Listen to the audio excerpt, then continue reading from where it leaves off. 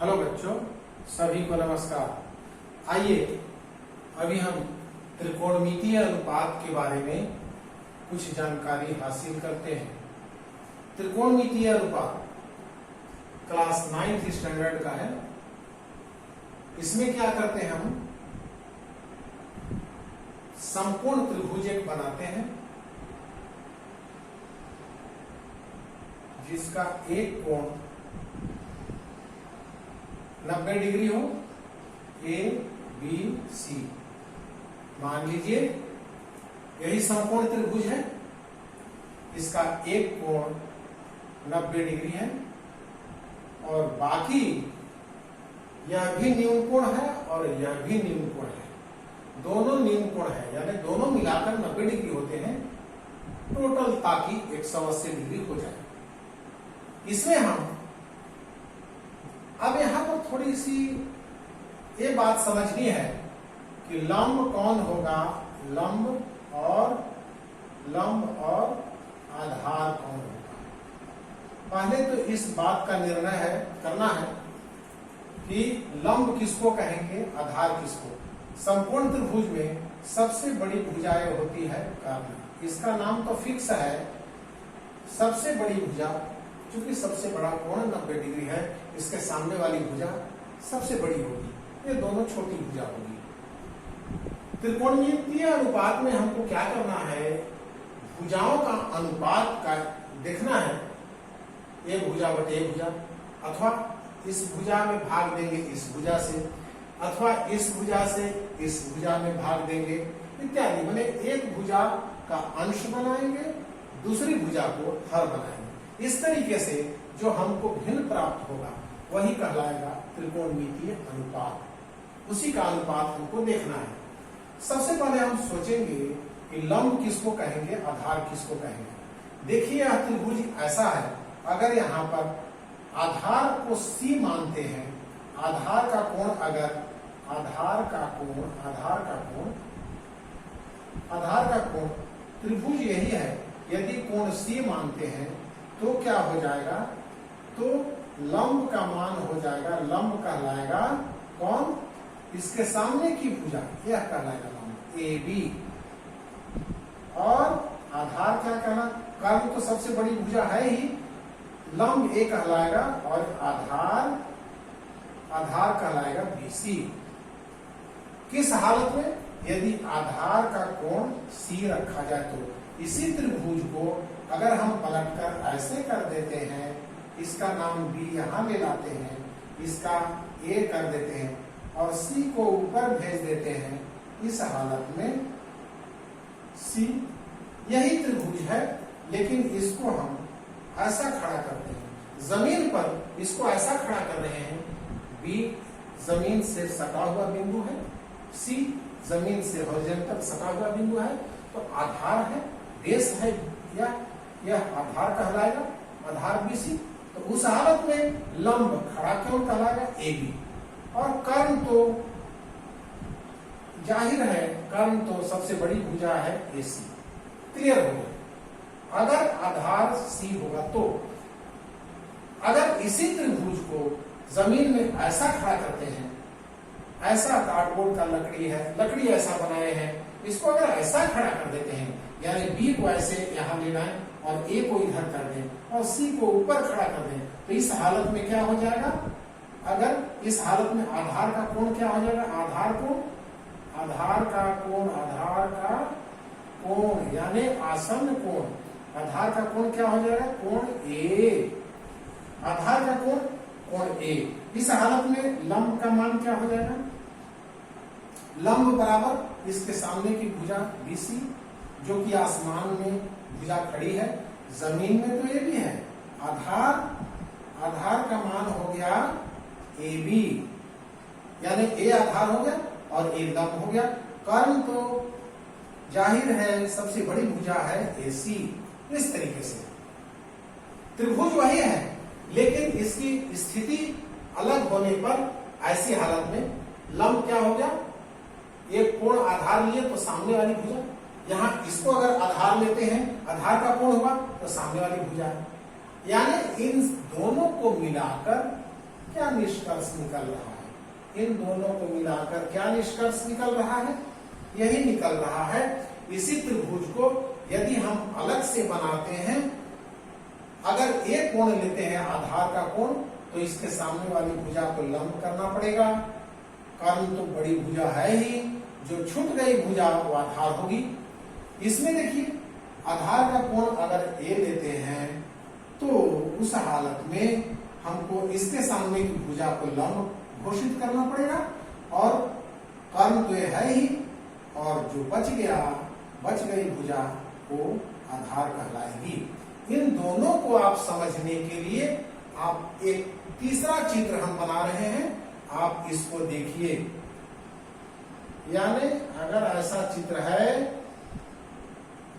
A B C समकोण त्रिभुज ऐसा है, तो इस हालत में यह भुज अगर इस कोण को लेंगे आधार का कोण यह अगर रहेगा तो इसके सामने की भुजा यह हो जाएगी लंब, और आधार का कोण अगर ऊपर वाले को लेते हैं, इस कोण को लेते हैं, तो इस मतलब में आपको इस सामने वाली भुजा जो बीसी होगी लंब हो जाएगी। अब सवाल भले जैसे भी हो, आपका चित्र जैसा भी हो, आपको जिस कोण को आधार मानना है, इस कोण को आधार का कोण अगर प्रश्न में कहेगा तो आप याद रखिए कि हर हालत में सामने वाली भुजा लंब होगी, बड़ी भुजा कर्ण होगी। अगर त्रिभुज में, समकोण त्रिभुज में आधार का कोण यानी आसन्न कोण, जो आसन जमाया है जमीन से लगा हुआ है कोण, वह ये है, तो सामने वाली भुजा लंब होगी। हर हालत में आप सीख लीजिए लंब की पहचान कैसे करेंगे। लंब की पहचान हम करते हैं, यहाँ पर लंब की पहचान कैसे करते हैं, उसके सामने की भुजा, इस कोण को सामने की भुजा को लंब देंगे। यहाँ पर आधार का कोण ए है, तो लंब किसकी पहचान होगी, सामने की भुजा यह होगी, लंब ऐसा करेंगे। इस तरीके से लंब का निर्धारण करेंगे। कर्ण सबसे बड़ी भुजा है, और जो बच गई भुजा वह आधार कहलाएगी। और इस पर आधारित एक सवाल हम बनाते हैं, आइए देखते हैं।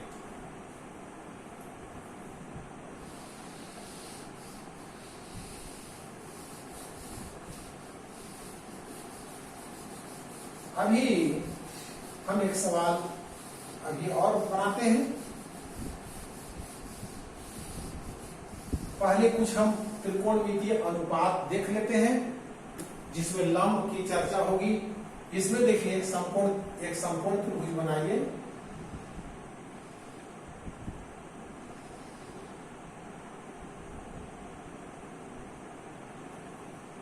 नामकरण कर देते हैं, ए बी सी, और एक समकोण त्रिभुज है 90 डिग्री है।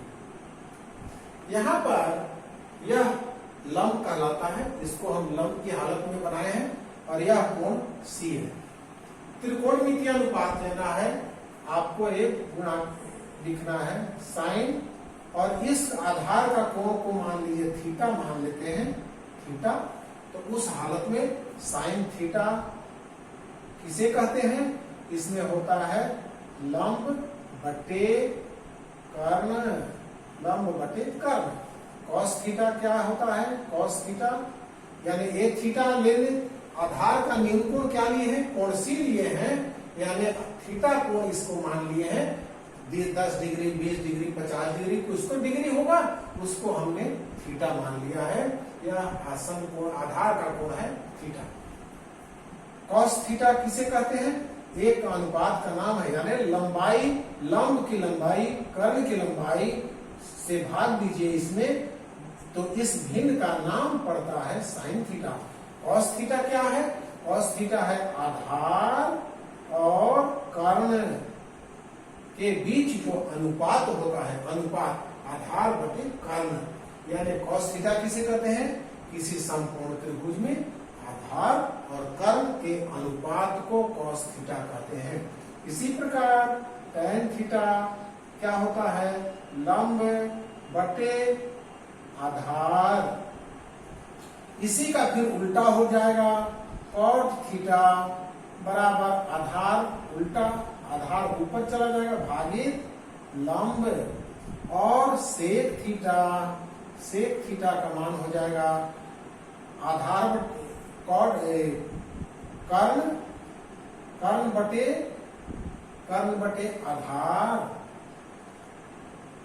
बटे आधार, और कोसेक थीटा बराबर क्या हो जाएगा साइन थीटा का उल्टा, कर्ण बटे लंब, यानी साइन थीटा का, और यह मेन है, sine theta cos theta tan theta, यह मेन है, यह मेन अनुपात है, मेन है। यह उल्टा है, कॉट थीटा क्या है टैन का उल्टा है, कॉट थीटा यानी टैन का जितना था लंब बटे आधार उलट दिए, कॉस कितना हुआ, कॉस का कर्ण बटे आधार साइन का इतना हुआ। इसको याद करने के लिए क्या तरीका है आप देखिए, इसको आप याद करने के लिए क्या कर सकते हैं, एक लाल बटे का देखिए क्या करेंगे, लाल बटे का, इनको याद कर सकते हैं। इसको लाल बटे का में क्या दिख रहा है आपको, देखिए यहाँ ल और क, शुरू में अक्षर क्या है ल है, ल बटे क है, माने लंब बटे कर्ण, यानी पहला वाला लेटर बोल रहा है साइन के लिए, साइन थीटा के लिए बताया गया है। लाल कक्का तो लाल बटे कक्का, तो ल बटे क है पहला स्टेप, तो ल बटे क है यानी साइन थीटा नाम पड़ेगा। और ये देखिए बीच वाला क्या है, आधार है, बीच वाला क्या है आधार है, और ये हो गया आधार बटे कर्ण, आ की मात्रा है, आ की मात्रा आधार बटे कर्ण, इसका नाम पड़ गया कॉस थीटा। फिर क्या बचा, अब यह जो बचा है यहां देखिए ल और अ मिलकर के क्या बन गया टैन थीटा, टैन थीटा है लंब बटे आ टैन थीटा, यानी लाल बटे कक्का, इसका मतलब किस क्रम में है, शुरू वाला साइन थीटा के लिए है साइन थीटा, दूसरा वाला आधार बटे कर्ण तो कॉस थीटा के लिए है, और तीसरा वाला लंब बटे आधार टैन थीटा के लिए है। तो इस तरीके से आप 2-4 बार प्रैक्टिस करेंगे तो साइन थीटा में किसे कहते हैं लंब बटे कर्ण, कॉस थीटा में क्या होता है आधार बटे कर्ण, टैन थीटा में क्या होता है लंब बटे आधार। इतना आप सीख जाएंगे, 2-4 बार प्रैक्टिस कीजिए, लाल बटे कक्का से पकड़ा जाएगा कि लंब बटे कर्ण या कर्ण बटे लंब क्या हो रहा है, उससे पकड़ में आ जाएगा। मेन यही है, इसका उल्टा होता है साइन का उल्टा कोसेक, इधर आप याद कर सकते हैं, साइन जो होता है साइन थीटा का उल्टा कोसेक थीटा। देखिए कोसेक थीटा किसका उल्टा है, साइन का उल्टा कोसेक थीटा है। उसमें लंब बटे कर्ण था, इसमें कर्ण बटे लंब कर दिया, उल्टा हुआ कि नहीं। उसी प्रकार कॉस का उल्टा, कॉस थीटा का उल्टा क्या होता है, कॉस थीटा कर्ण आधार बटे कर्ण है तो उल्टा क्या हो जाएगा कर्ण बटे आधार, कर्ण बटे आधार हो गया, कर्ण बटे आधार। और उसी प्रकार टैन थीटा का क्या उल्टा है, टैन थीटा का उल्टा क्या चलेगा, टैन में तो लंब बटे आधार है, यहाँ पर क्या हो जाएगा टैन का कॉट लंब बटे आधार है तो आधार बटे लंब, आधार बटे लंब। इस तरीके से आप बार बार प्रैक्टिस करें, इनको आप याद करके रखें कि साइन थीटा में लंब बटे कर्ण होता है, कॉस थीटा में आधार बटे कर्ण होता है। यह आपको याद करना पड़ेगा लाल बटे कक्का के फॉर्मूला से। अब आगे देखिए, हम आपको एक तरीका बताते हैं, फिर से एक सवाल भी बना देते हैं, आपको अच्छे से समझ में आ जाएगा कि किसको लंब कहते हैं और कौन आधार होगा। अब आपको हम अच्छे से समझा चुके हैं। आइए एक सवाल बनाते हैं। एक प्रश्न दिया हुआ है समकोण त्रिभुज में, समकोण त्रिभुज में एबीसी चित्र दिया है।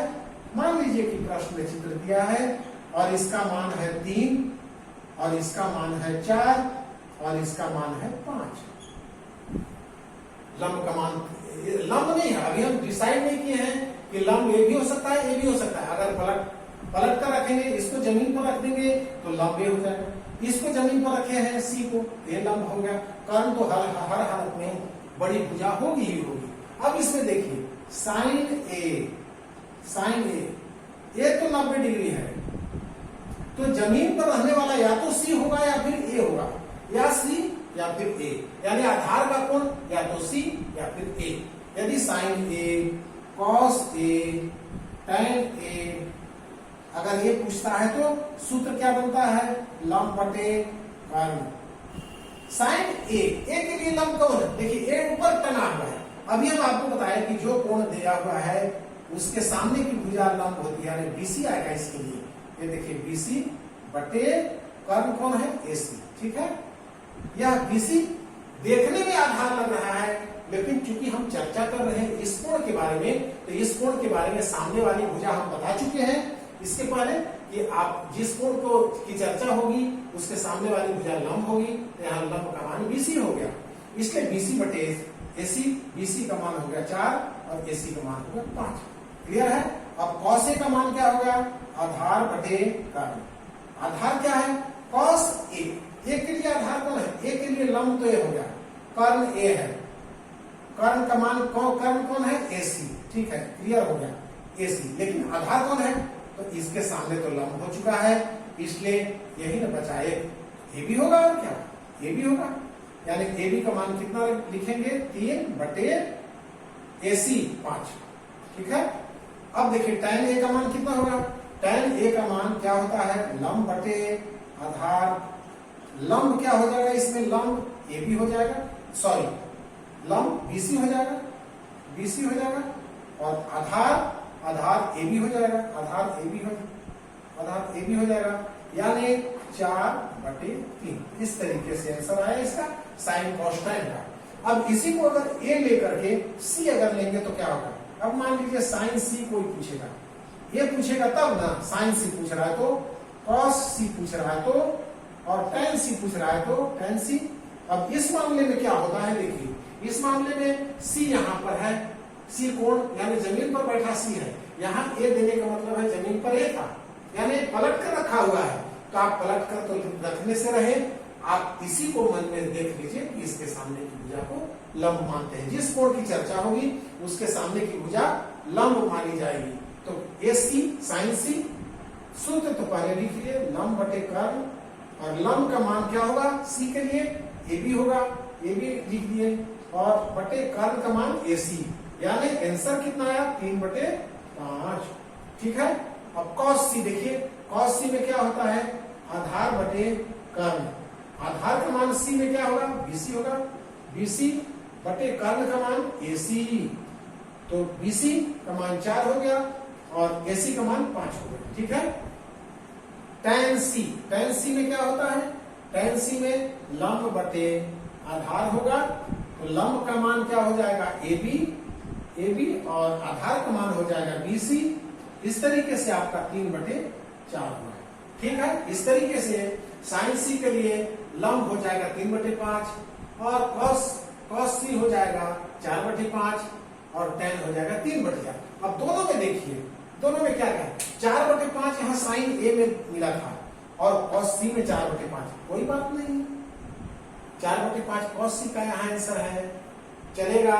साइन ए का मान 4 बटे 5 चलेगा, इसलिए चलेगा क्योंकि इस स्थिति में 4 बटे 5 तब आया है जबकि ए को आसन्न भुजा यानी जमीन पर यानी आधार का नील कोण बनाया गया है, और यहाँ पर आपको 4 बटे 5 यानी आधार कोण सी माना गया है, इसलिए आया है, और यहाँ साइन में आ गया इसलिए क्योंकि आधार का नील कोण ए माना गया है, इसलिए दोनों सही है।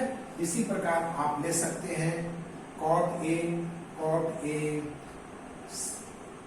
ए, सेक ए, कोसेक ए इत्यादि।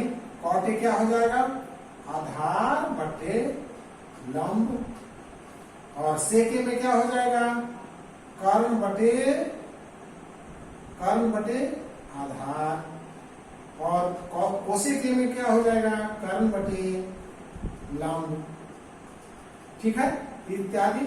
इसका मान रखने के लिए आधार लंब का तो आपको बताया जा चुका है कि कौन लंब होगा कौन आधार होगा, आप बना सकते हैं। इसी प्रकार इसमें आप tan तक दिया हमने बनाया है। अगर आपसे पूछेगा cot c और sec c और cosec c, तो इस मामले में भी आप लिख लीजिए इधर आधार बटे लंब, और यहां क्या हो जाएगा, कर्ण बटे